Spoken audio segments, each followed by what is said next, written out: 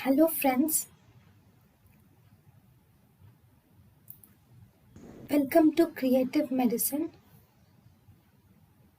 In this lecture, we will learn about Then, testicular feminizing syndrome, gonadectomy is initiated at puberty.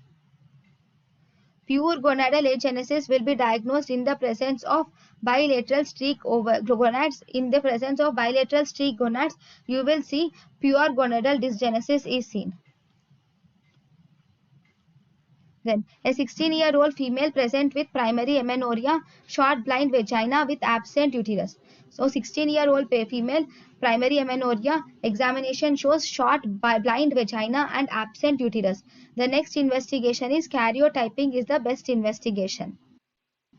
Because here there is absent uterus, blind vagina, primary amenorrhea, it can be testicular feminizing syndrome or androgen insensitivity, or it can either be androgen insensitivity syndrome, or it can either be Mullerian agenesis. Also you will see blind vagina with absent uterus and primary amenorrhea. So Mullerian agenesis is 46XX, whereas androgen insensitivity is 46XY.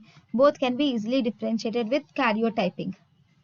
Then, true about Klinefelter syndrome is Klinefelter syndrome has 47XY and male hypogonadism will be seen, and there will be FSH will be seen in the patient.